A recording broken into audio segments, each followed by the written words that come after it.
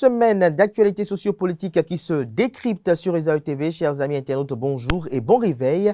Bienvenue sur Info Hebdo de ce samedi 23 juillet 2022 pour lequel j'ai convié pour vous, pour des analyses contradictoires et pertinentes, Georges Anagonu, qui est socio-anthropologue analyste politique. Il sera face à Alain Adiou, ancien ministre, acteur politique.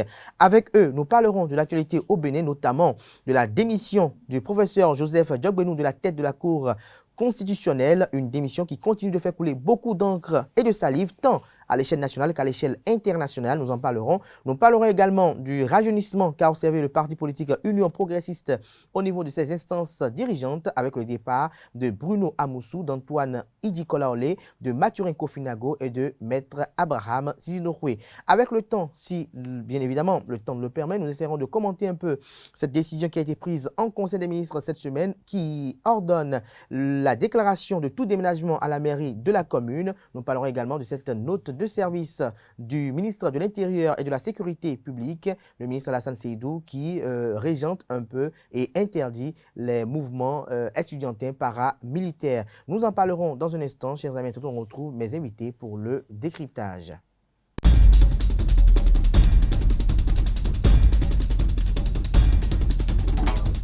Le décryptage du jour, comme je l'annonçais à l'entente de cette émission, se fera avec vous, Georges Anagonu. Bonjour. Bonjour Kader, bonjour à toute votre équipe et aux internautes de Esaü TV. Alain Adiou, bonjour. Bonjour, cher ami. Merci d'être là. Vous êtes acteur politique, vous êtes ancien ministre de la République. Vous avez quand même une certaine connaissance des rouages de la vie politique et publique également. Vous, en tant qu'acteur politique, là j'ai envie de répondre dans le vif du sujet qui nous réunit ce matin. Lorsque vous avez entendu que Joseph Diogbenou, après avoir rencontré la veille le président Patrice Talon, et puis le président de l'Assemblée nationale, Louis Vlavonou, démissionne de la Cour constitutionnelle, quel a été votre ressenti? Merci de me poser cette question.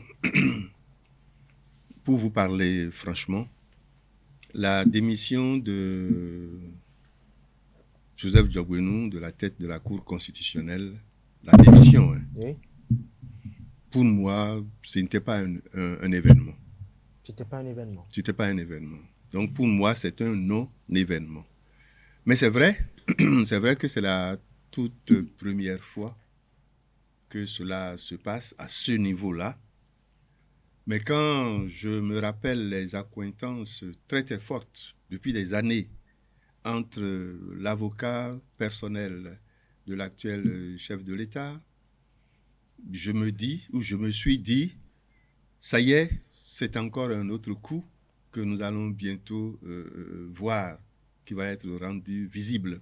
Donc la démission en tant que telle ne m'a pas surpris, outre mesure.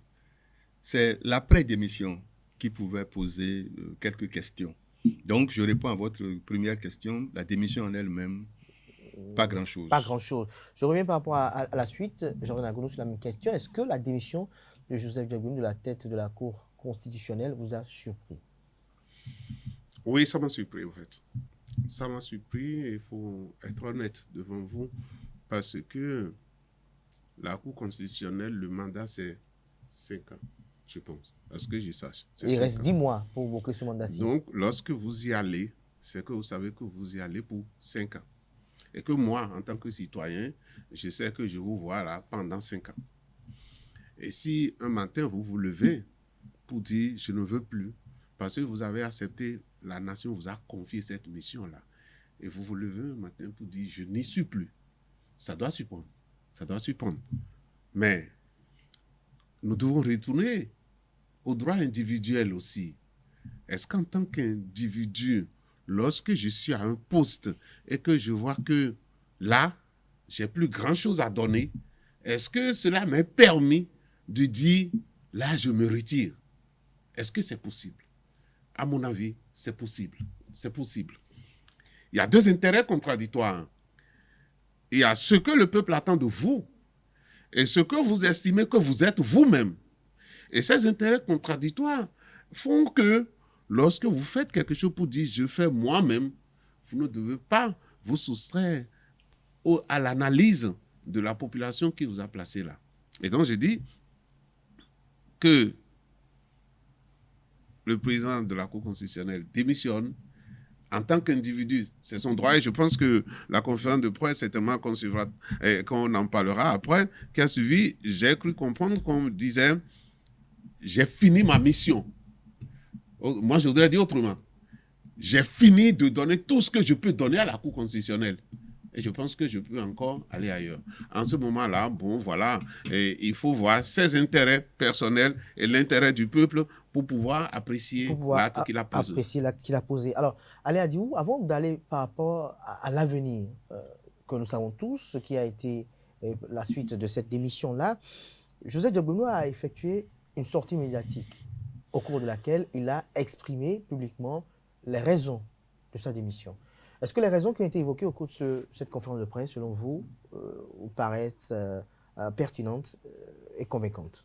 En même temps que je répondrai à votre question, je vais rebondir sur ce que mon vis-à-vis vient de dire. Ce n'est pas le peuple béninois qui a confié une mission à Joseph Diabono. C'est ça que j'ai voulu insinuer rapidement dans ma première intervention. C'est Patrice Talon, président de la République, qui a voulu que Joseph Diabono soit là. Et il a été placé là. Il n'y a aucun contrat entre le président de la Cour constitutionnelle, Joseph Diabono, et le peuple. Et on peut aller plus loin. Ça pose le problème plus large de comment nous faisons les nominations à la tête de certaines des institutions de notre pays. C'est une grande invitation pour les législateurs de demain. Ce que la loi a dit, c'est ce que tous les chefs d'État ont mis en application depuis la conférence nationale. Mais cette façon de gérer la Cour constitutionnelle et de partir, comme celui-ci vient de le faire, montre très bien que le peuple n'a pas été du tout associé. La question que ça pose, c'est est-ce que demain, ce n'est pas possible de réfléchir autrement à la procédure de désignation du président de la Cour constitutionnelle? Parce qu'en réalité, c'est un poste capital. Il s'agit du gardien de la Constitution. Or, à chaque fois, c'est le président de la République ou, par son intermédiaire, les conseillers. Donc, je pose ça comme une préoccupation importante. Une préoccupation importante, oui. La deuxième chose... La sortie médiatique. Oui, je voudrais dire, c'est que quand le président Diabono a annoncé qu'il partait, il a donné pour lui les raisons. Mission accomplie. Ça rejoint un peu ce que je venais de dire tout à l'heure. Et la préoccupation de Anagonu. Mission accomplie pour qui? Pas pour le peuple. Et j'ai eu l'occasion de dire, mais qu'est-ce qu'il met dans les objectifs sont atteints? C'est à lui de répondre. Et pour fléchir un peu, j'avais dit, est-ce que dans les missions, dans les objectifs, le certificat de conformité faisait partie? Est-ce que c'est ce genre de mission qui venait d'être terminé? Il y a eu des vis-à-vis qui ont dit, mais il y a eu des réformes au niveau de la haute juridiction. Ça s'imposait. Quoi? Le certificat de conformité? Pas la réforme qui était... Le certificat de conformité, on va y revenir. On va y revenir. Donc, je disais que mission accomplie. Il l'a dit. Peut-être que c'est vrai que les missions sont terminées. Et il était prêt à être appelé à autre chose. Donc, il est parti. Alors, moi, je ne pense pas que la mission ou les missions soient terminées. Je pense simplement qu'il était en mission pour quelque chose et ce quelque chose-là était sur le point de terminer. Ou celui qui l'a envoyé en mission avait besoin de lui ailleurs pour d'autres missions. Et c'est ça que les lendemains de son jour de démission nous ont révélé. Alors, qu'est-ce que vous pensez, Georges Anagonu, de la chute de Alain Adiou? Je pense que le doyen comprend très bien l'extrapolation que j'ai eu à faire en parlant de le peuple. Vous savez, mais vous savez, vous êtes aujourd'hui, vous êtes professeur. En tant que professeur, vous avez votre contrat avec le peuple. C'est cela. À chaque poste, à chaque nouveau, on nous a appelés. À partir du moment où le peuple a voté la Constitution, c'est que le peuple, c'est qu'il doit avoir un président. Et comme il a voté pour les ministres aussi, sont en mission pour la République, pour le peuple. Mais ils sont nommés par le chef de l'État. C'est juste cette extrapolation que j'avais voulu faire. Mais quand je suis le débat du doyen, monsieur le ministre, n'oublions pas la personne ou l'individu Jojo Dogbenou dans d'autres analyses pour savoir que la liberté est une chose essentielle. Est-ce que lorsque vous acceptez certaines fonctions, certaines libertés vous sont interdites?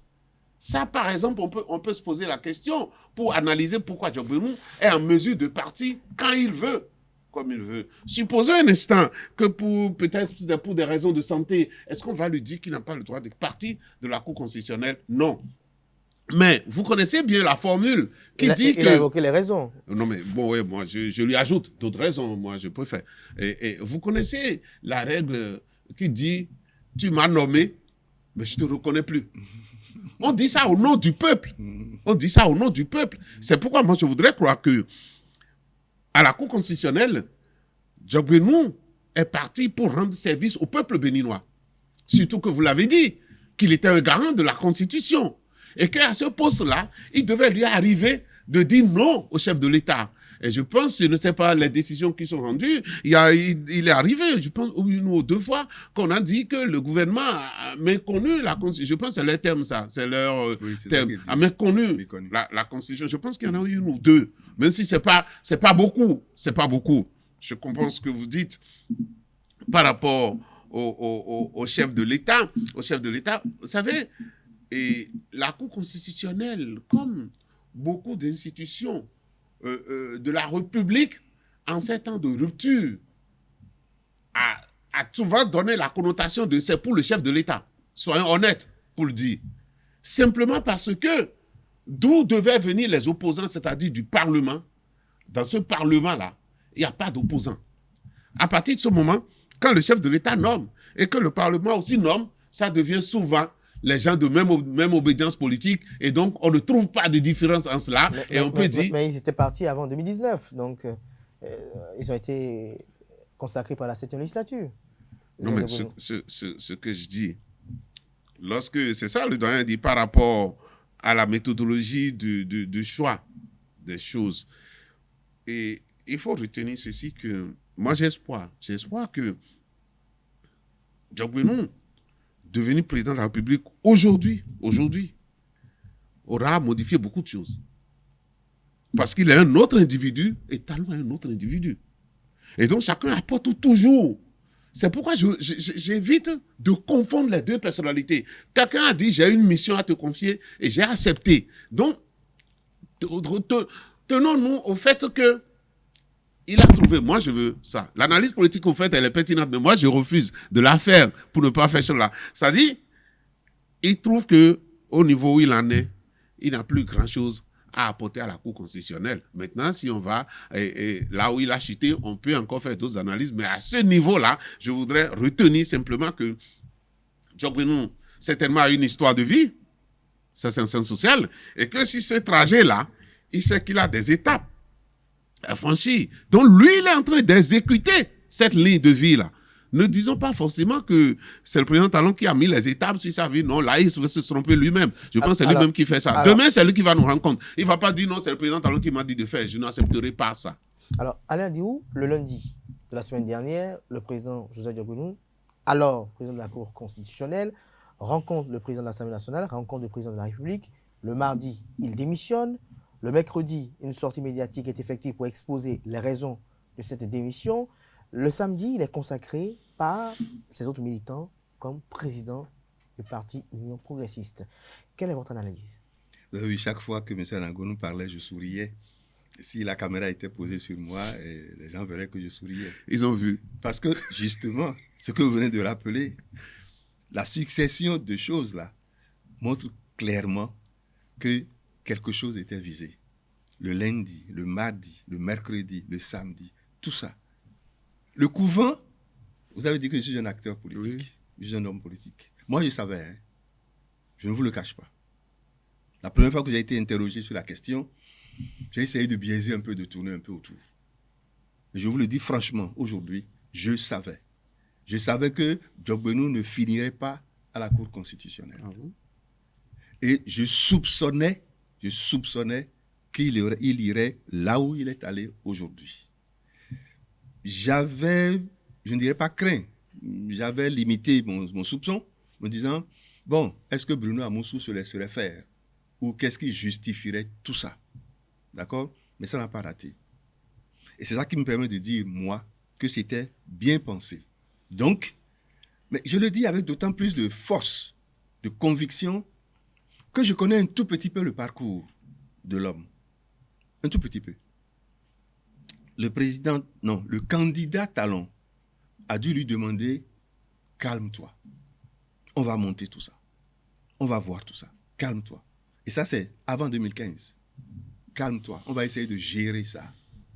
Et ça a été géré petit à petit. Les différentes étapes. C'est des missions. Le mercredi rouge, etc. Jusqu'à ce que 2016 arrive. Et puis après. D'accord? Je dis, c'est vrai, il a une liberté. Mais la liberté la sienne a rencontré celle de Talon et ils essayent de négocier, de voir. Je rappelle simplement pour terminer que de moins en moins, aujourd'hui, de moins en moins, il peut y avoir des surprises, hein, mais aujourd'hui, de moins en moins, Talon est de moins en moins un pot de miel. OK? Donc, il faut bien qu'ils réfléchissent pour voir. Ma sortie, je la négocie comment? Et Diaguenou, c'est l'un des piliers majeurs du système Talon. Il s'agit de système. Okay? Que Talon s'en aille, que son système reste. N'oubliez pas, nous avons entendu dans notre sous-région africaine, n'est-ce pas? On gagne ou on gagne. Vous avez entendu ce slogan-là? En Côte d'Ivoire. On gagne ou on gagne. Et puis, après nous, c'est nous. On a entendu ça aussi au Bénin. Hein? Voilà. C'est ça le système. Si l'on veut que le système perdure, et c'est normal que les tenants du système cherchent à le perdurer. S'ils sont dans cette dynamique-là, et pourquoi ils ne le seraient pas? Il ne faut pas être fou. Pourquoi ils ne le seraient pas? Donc, si les autres veulent que le système perdure, eh bien, ils vont applaudir. Le parachutage de Diaguenou de l'autre côté, le rajeunissement, ce que vous avez appelé le rajeunissement qui fait un peu sourire, n'est-ce pas? Ils vont applaudir et vont dire, le système continue. Le système continue. Je reviens dans un instant par rapport à la volonté, parce que vous avez dit que vous êtes interrogé de savoir est-ce que Bruno Amoussou allait se laisser faire. Je reviens par rapport à cela. Mais lorsque l'on regarde de très près Georges Anagounou, est-ce que pour vous, 2026 est en train de se préparer ainsi, en toute honnêteté, sans hypocrisie? Oui, beaucoup ont pensé à ça, que c'est 2026, parce que surtout Parce que 2023, c'est le grand virage. Lorsqu'il s'agit de Diaguenou qui quitte la Cour constitutionnelle. Vous savez, lui-même, il a parlé de confort. Le confort institutionnel. J'ai dit, il est honnête. Il est honnête en disant ça, parce qu'effectivement, il était dans un confort institutionnel. Parce qu'aujourd'hui, le temps est propice. Les gens seront libres. Le débat s'installe. Pour qu'on puisse librement rappeler à Diaguenou tout ce que le doyen a voulu dire tout à l'heure, disant qu'on est l'homme de mercredi rouge à tant. Et je ne sais pas, c'est ça qui a fait peut-être qu'un ami a dit, maintenant que Diaguenou est devenu président de l'UP, nous, on sait maintenant qu'on peut avoir des débats contradictoires. Peut-être que quand il était président quand il était dans le confort institutionnel, on n'a pas pu lui dire des trucs. Maintenant, aujourd'hui, devenu président de UP, on peut lui poser des questions. Et je pense lui-même aussi, il est assez intelligent et qui se prépare à ça.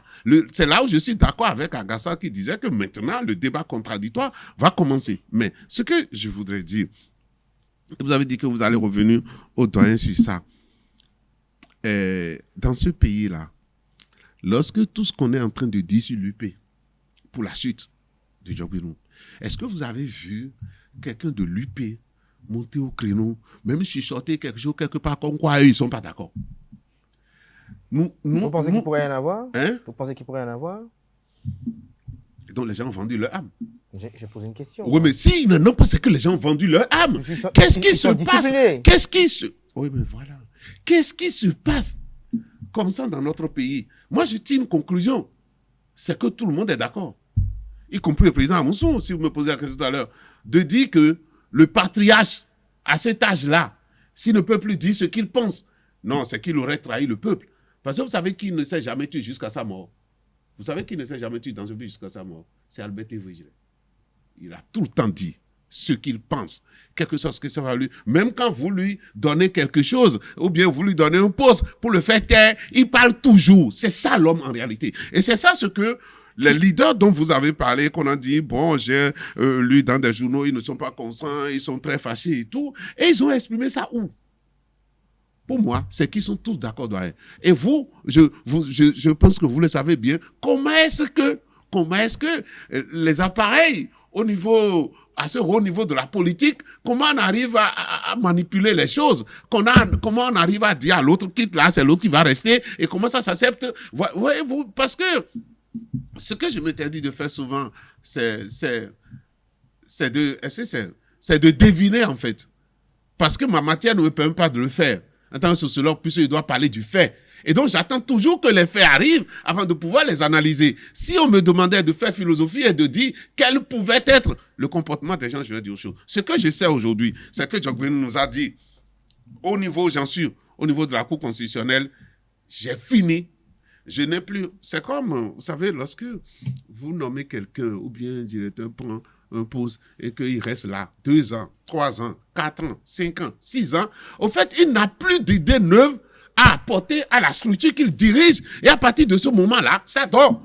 Mais lui, il ne veut pas tomber dans cette routine-là. Et il dit, je pense que, dis-moi, j'ai fini de donner ce que je peux donner et je suis parti. Maintenant, du côté où il est tombé, la chute, je veux dire, cette chute-là, je trouve encore que c'est une chute normale parce que tous ceux qui sont dans la maison où il est venu se mettre à la tête de la maison n'ont rien dit. Et qui ne dit rien, concentrons, tout le monde est d'accord. Tout le monde est d'accord. Avant de parler des perspectives qui augurent de cette nouvelle posture politique, dites-nous, Ali Adiou, est-ce que selon vous, au regard de votre parcours politique, au regard de l'image que vous avez de Bruno Amoussou, au regard de l'image que vous avez de Abraham Dizidokwe, au regard de l'image que vous avez de Antoine Nicolas Olé et de Mathurin Kofi Nago, est-ce que, selon vous, ces démissions collectives vous augurent d'un consentement voulu? Non, pas du tout. Et je vais un peu plus loin. Ça traduit l'échec de la réforme du système partisan. Je dis bien, ça traduit l'échec de la réforme du système partisan. Mais Joseph Nagounou estime que, vu qu'ils ne se sont pas exprimés, c'est qu'ils se sont approuvés. C'est son analyse. C'est son analyse. Mais parce que justement, ils ne sont pas en mesure de. On les attend soustrait leur Ils ne personnalité. sont pas. Tout à l'heure, vous avez dit qu'ils ont vendu leur âme. Et ça, je vous le concède. Oui, je vous le concède fortement. Et j'appuie ce que vous avez dit d'Albert Évohé-Girey, qui ne sait pas vendre son âme. En tout cas, il ne sait pas vendre sa langue. La tête, la fermer. Voilà. Mais oui, pour le minimum que je sais de ces gens-là, ils ne peuvent pas faire autre chose que de vendre leur âme. En tout cas, se taire tout en gérant leur amertume, quitte à ce que, s'ils sont capables de faire autre chose, qu'ils le fassent. Et ce ne sera jamais au grand jour. Malheureusement, c'est cela.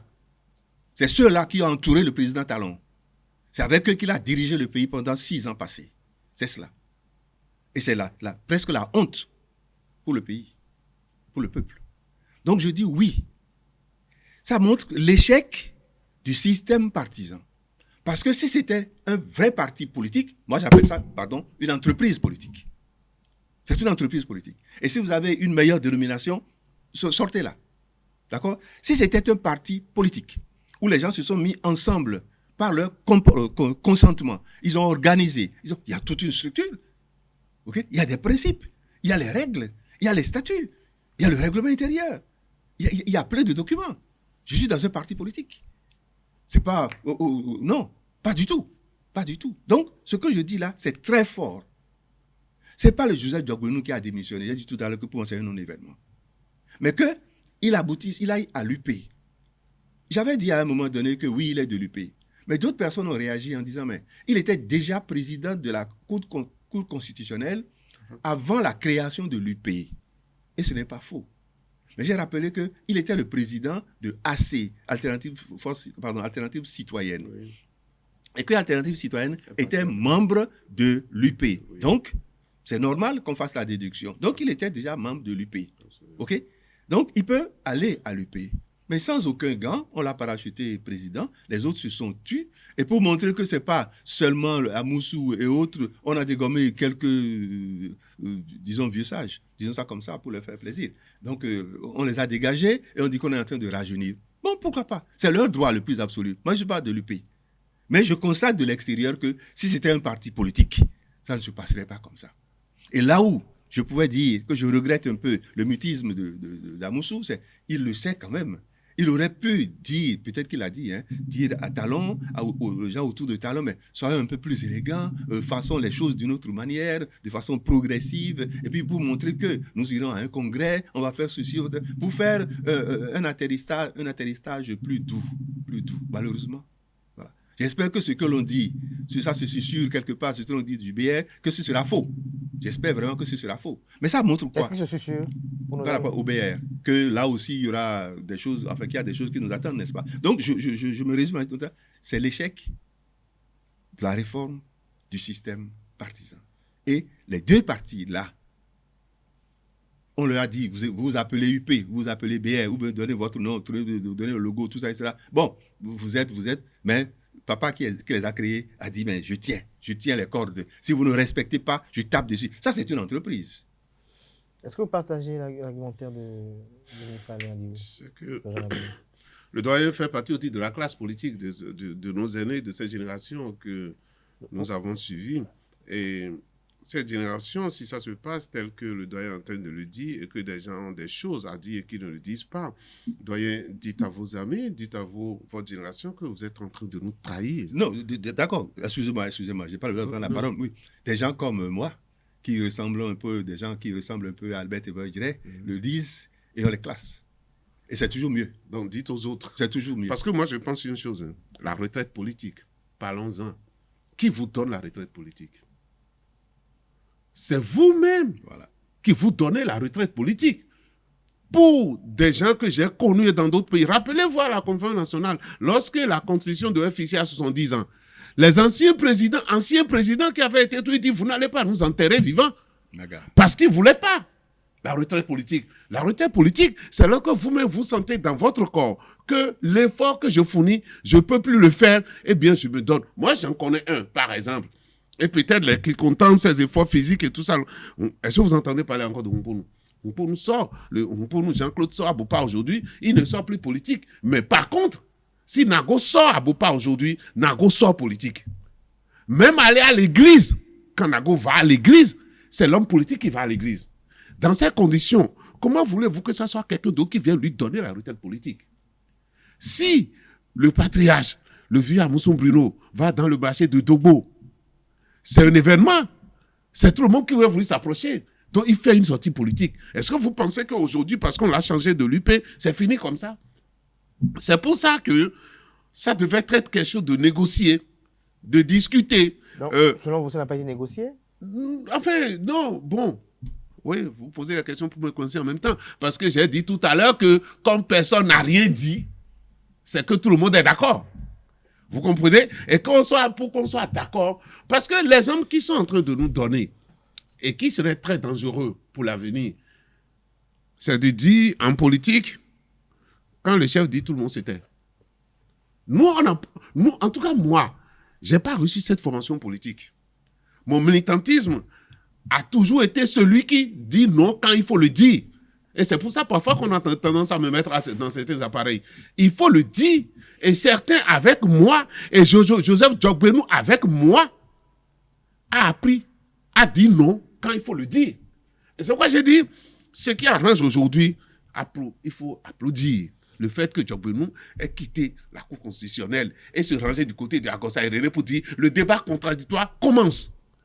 Vous pouvez désormais voir Djogbenou dans la rue pour lui dire, ah, toi qui avais fait mercredi rouge là, c'est toi aussi qui as fait un certificat de conformité.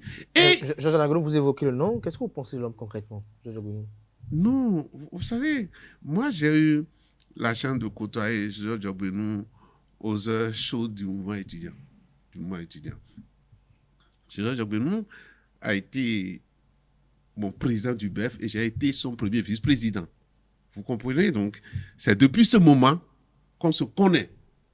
Et qu'est-ce qu'on faisait? Il est arrivé ces derniers temps, je lui ai dit, tu te rappelles, on a fait ci, on a fait ça.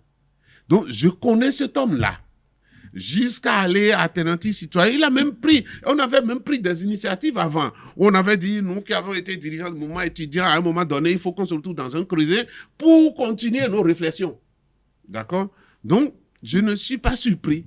Et c'est pourquoi j'ai parlé tout à l'heure de trajectoire de vie, histoire de vie. Il semble que Joseph Jobrenou s'est tracé une histoire de sa vie. Et au cours de cette histoire-là, il sait qu'il y a des étapes qu'il faut franchir. Et donc, la démission de la Cour constitutionnelle est aussi une étape dans sa vie. Et il vient de franchir cela. Passer à la tête d'un parti politique de cette manière-là, il a certainement des explications à donner. Ne lui formons pas la porte de pouvoir donner des explications. Parce qu'il y a ce qu'on appelle en sciences sociales, statut et rôle au niveau d'individu. Lorsque vous avez un statut donné, il n'y a que le peuple a des attentes vis-à-vis de vous. Et c'est ça les questions qu'on vous pose après. Et c'est ça aussi qui pose la contradiction d'intérêt individuel et de l'intérêt public. On doit, Joseph Jobrenou a été président de la Cour constitutionnelle. Le peuple béninois avait des attentes vis-à-vis de ça. Est-ce que le peuple béninois a eu entièrement satisfaction des attentes qu'il devait avoir vis-à-vis de Joseph Jobrenou? Joseph Jobrenou doit nous répondre. Et désormais, donc, lui-même, il a dit, je tombe dans le commun des mortels et j'ai quitté le confort institutionnel. Maintenant, on peut dire des trucs. Le débat commence. Alors tout à l'heure, vous étiez en train de dire et vous espérez que ce ne soit pas un bis repetita au niveau du parti politique Bloc républicain, mais vous êtes conscient et d'avis avec moi qu'au sein de ces formations politiques, il y a une jeunesse qui crie le ras-le-bol, qui veut véritablement venir faire ses preuves de part et d'autre. Est-ce que vous ne voyez pas que tout cela a des conséquences directes sur la préparation de listes pour les élections législatives 2023 ou probablement peut-être ceux qui ont déjà comptabilisé 3 mandats à leur compteur avant ou après le vote de la loi vont se voir ne pas être positionnés? Et tout ça tient, tout ça tient dans une logique bien réfléchie. Le président Talon, il a cette qualité d'homme d'affaires, il est visionnaire et il sait bien organiser les choses pour faire tout concourir à la réalisation de ses objectifs. Okay? Nous avons tous entendu que des députés qui ont fait déjà 3 mandats ne seront plus positionnés. Ça veut dire quoi? Ça veut dire que le code électoral actuel n'est pas respecté. C'est ça. Ça veut dire que c'est la volonté de celui qui désigne qui prévaut. Et c'est ce qui fait que certains députés... La volonté des formations politiques. De celui qui désigne sur la liste. Donc, le code n'est pas respecté. Or, le code doit être respecté. Si le code était respecté, aucun député ne peut ne pas être candidat pour cette raison-là. Parce que la loi n'a pas prévu d'appliquer ça aux députés qui sont actuellement en fonction. Ça court à partir d'un certain moment. Malheureusement, pour ceux-là. Donc, si ceux-là... Mais est-ce que vous ne trouvez pas logique cette volonté politique ce n'est pas parce que c'est logique que c'est réglementairement régulier. Ça fait, mais parfois, il faut écouter la bienséance. Non, la bienséance, il aurait fallu mettre dans la loi que... Et là, encore, on dirait que la loi est taillée... Au niveau des dispositions... Mais beaucoup de dispositions dans la loi sont prises au regard de ceux qui sont en train de diriger aujourd'hui. Okay? Pour leur donner satisfaction. Donc, le code électoral n'est pas respecté. Tant pis pour le Bénin. Et tant pis pour sa démocratie. OK? Avançons. Les députés qui seront frappés par ça, ils ne sont pas d'accord. Ils ne sont pas contents. Mais ils ne peuvent pas dire grand-chose. Parce que beaucoup d'entre eux savent que dans certaines localités, il n'y a même pas eu une vraie élection avant qu'eux soient désignés députés. Il y en a qui portent ça dans leur propre conscience. Vous savez? Donc, ils ne sont pas tous en mesure de réagir. Ils vont se taire. Deuxième élément.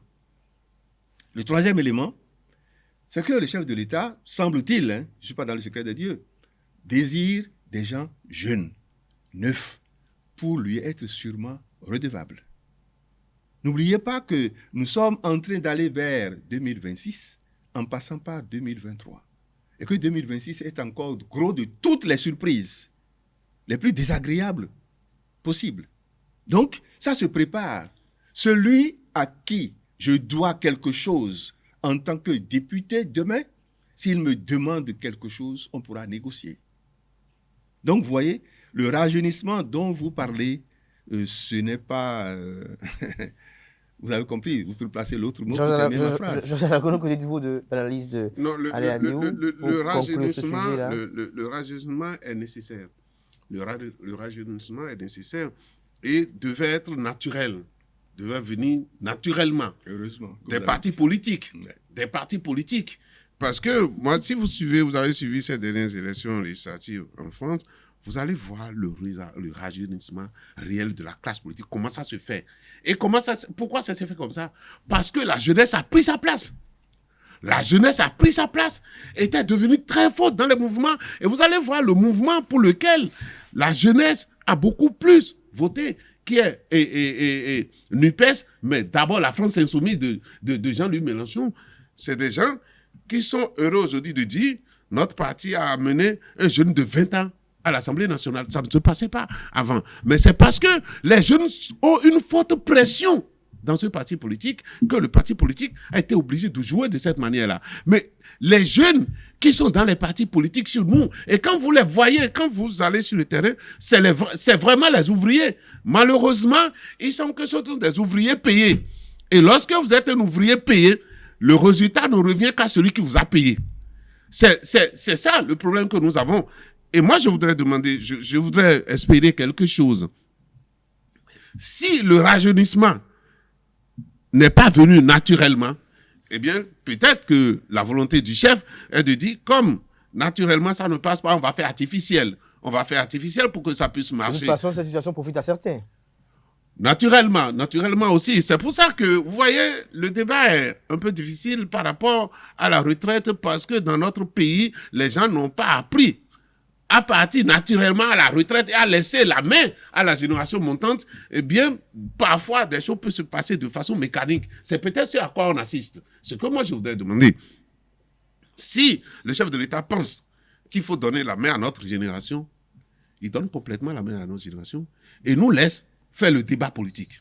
Et il nous laisse faire le débat démocratique. Ce qui peut-être a, d'une manière ou d'une autre, disons-le, parce que ceux qui doivent animer le débat contradictoire dans notre pays, si même nous sommes d'un même parti politique, c'est pas parce que je ne suis pas d'accord avec l'idée avancée que je sors du parti politique.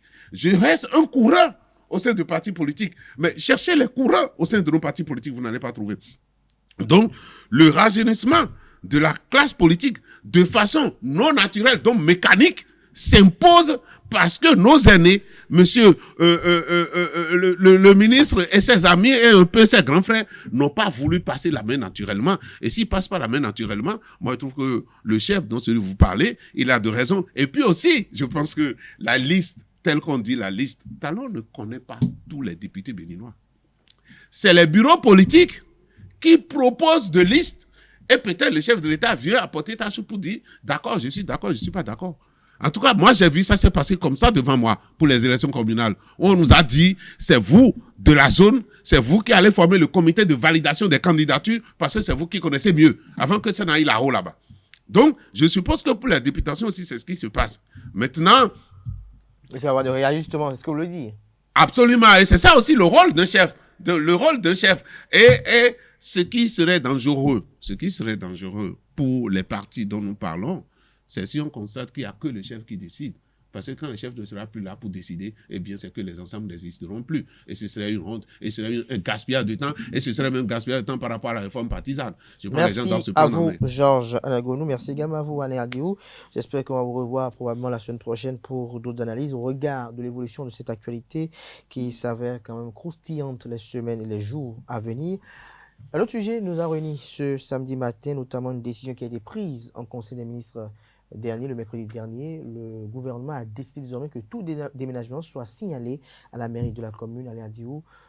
Quelles ont été vos impressions lorsque vous avez eu vent de cette décision au soir du mercredi ou au petit matin du jeudi matin?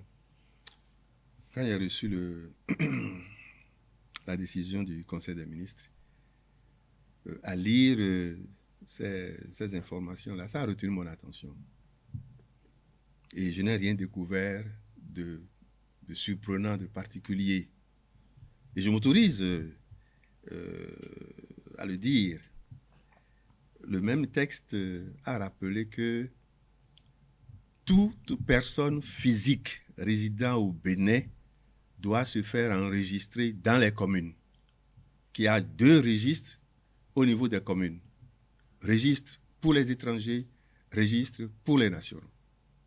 Recensement, n'est-ce pas? Et ça m'a rappelé que ce débat était là dans notre pays depuis 2003, 2004, 2005.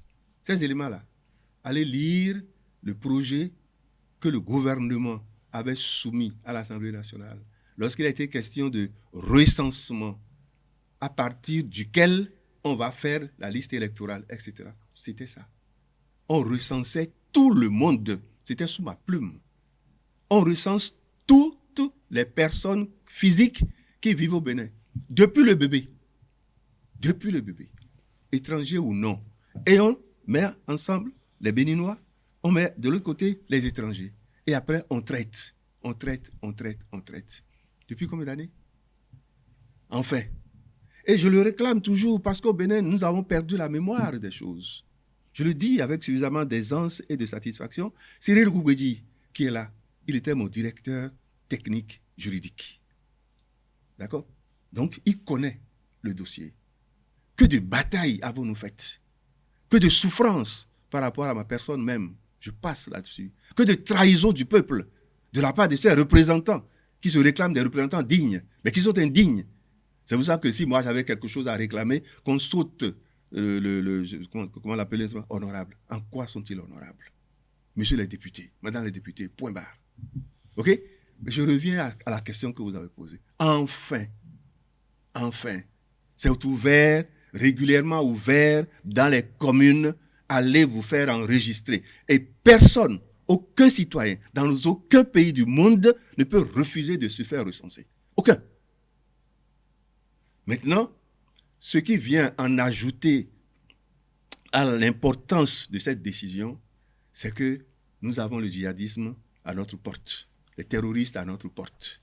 Et il faut que sécurité oblige, renseignement oblige, il faut que les gens se fassent connaître, aillent se déclarer. Quand vous vous déplacez, une semaine largement suffisant pour que vous allez vous déclarer. C'est cela. Donc, par ce que je viens de dire là, j'ai noté la pertinence de cette décision du Conseil des ministres. Et je salue le Conseil pour avoir fait ça. Décision pertinente également, Georges Anagoulou? Non, je pense que c'est une très bonne décision. Nous souffrons de quelque chose dans notre pays et pourtant on devait en profiter. Vous savez, là où vous êtes cadet, je ne peux pas vous envoyer un courrier par la poste. On ne sait pas où est-ce on ira vous remettre ce courrier-là. Parce que justement, vous n'avez pas une adresse et parce qu'on n'a pas tracé le pays, on n'a pas tracé les villes de manière qu'on puisse savoir telle maison-là, c'est telle personne qui s'appelle tant dans telle maison. Donc, faire ce recensement, ce que moi je comprends aujourd'hui, quand on dit, on a mis ça devant, on a dit, si quelqu'un fait déménagement, il n'a qu'à se signaler. Cela veut dire que ta nouvelle adresse, on saura ta nouvelle adresse, on saura où tu habites, parce qu'en temps tu allais t'enregistrer. Et désormais, si on finit cet adressage-là, et si on fait ce qu'on doit faire, on peut facilement, parce que c'est difficile pour nos dirigeants de diriger des gens qui n'ont pas de place, d'adresse. On ne sait pas qui habite où, et même les délégués de quartier ne sont pas sûrs de savoir tous ceux qui habitent le quartier, de connaître tous ceux qui habitent le quartier. Alors, cette décision, comme l'a dit le doyen, permet lentement, mais plusieurs autres, parce que quand on a fait, c'est Ravip qu'on est en train de faire, quand on a fait Ravip, aujourd'hui, à peu près, on peut savoir où est chacun. Si tout le monde arrive à faire Ravip, on peut savoir où se trouvent les gens parce que le numéro individuel, tout ça là qu'on a donné aux gens, c'est sur des adresses données. Mais si on ajoute ça au fait que quand tu te déplaces, que tu dises, je suis désormais à tel endroit, parce que ça se fait partout. Vous le savez bien, moi j'étais dans le 75, après ça dit j'étais à Paris, et quand je suis parti dans le 93, avec ma carte de séjour, je suis allé au commissariat pour dire, bon, maintenant voilà les nouveaux papiers, j'habite ici. Et en ce moment-là, on est allé même reprendre mon titre de séjour pour mettre nouvelle adresse là-dessus. Et on sait où est-ce que je suis. Ça fonctionne très bien. Aujourd'hui, même quand mes courriers de banque arrivent là, non pas en France, ici, je ne les reçois pas. Et on ne sait peut-être pas où on va m'envoyer cela. C'est pour corriger toutes ces choses-là. C'est tout ça qui rentre dans les réformes que le système actuel a amené et qui sont des réformes qu'on devrait apprécier nous tous. Et je pense que c'est ce que le doyen vient de faire pour trouver que c'est la bonne voie et que c'est une très bonne décision de faire l'adressage des citoyens dans un pays. Alors, dans les pentes de cette émission, par un communiqué en date du jeudi 21 juillet 2022, le ministre de l'Intérieur et de la Sécurité publique demande aux fêtiers des organisations estudiantines de mettre immédiatement fin à certaines pratiques qui violent les lois et textes réglementaires en vigueur. Il s'agit des camps d'entraînement paramilitaire ouverts par ces organisations pour former des étudiants soldats organisés en garde fédérale. Brigade Rouge, Code et autres, à l'université d'Abomey-Calavi, le ministre observe que ces milices ont transformé l'université en un front permanent où plane le spectre de la violence, des coups et blessures volontaires, des menaces de mort et des perturbations fréquentes des activités académiques sur le campus universitaire d'Abomey-Calavi. Alain Dio, sur cette actualité. Il nous faut dans notre pays comme dans tous les pays une jeunesse disciplinée, organisée, qui respecte les lois. C'est vrai qu'il faut que les aînés donnent l'exemple, etc. Mais ce n'est pas parce que les aînés n'ont pas toujours donné l'exemple qu'ils doivent se permettre de faire ce qu'ils sont en train de faire. Non. La franchise universitaire, c'est un principe. C'est un principe. Ils n'ont pas le droit de faire ça. Je ne sais pas qui les a conseillés, mais je pense même qu'il faut non seulement leur dire d'arrêter, mais il faut les décourager une fois pour toutes, pour que plus personne ne fasse ça à l'université. Ça se respecte. L'université, ce n'est pas des camps, hein. Non, c'est le haut lieu du savoir. Hein? Et tous ceux qui sont à l'université, parce qu'ils sont des gens qui s'intéressent au savoir, le savoir scientifique, ça la seule suffit pour qu'on les respecte, pour que le peuple les respecte, pour que les dirigeants les respectent. Non, ce n'est pas des petits voyous. Excusez-moi l'expression d'avoir dit ça comme ça sur un plateau comme celui-ci. Voilà, mais non, ça ne se fait pas. C'est inconcevable. Donc, le ministre a raison. Il faut qu'il aille beaucoup plus loin. Il faut qu'il aille beaucoup plus loin. Georges Anagounou? Non, le ministre a raison. Mais vous savez comment il faut traiter la jeunesse? Dès que l'idée commence par pousser, il faut arrêter ça. Dès que l'idée commence par pousser, il faut arrêter ça. Nous, on n'a pas formé des milices en notre temps. Et pourtant, je me rappelle une année, un recteur, craignant pour sa sécurité, a fait venir des vigiles sur le campus. Nous les avons chassés de cette manière violente, je ne peux pas vous dire. Qu'est-ce que nous faisions en ce moment-là? C'est que nous étions en train de défendre la franchise universitaire.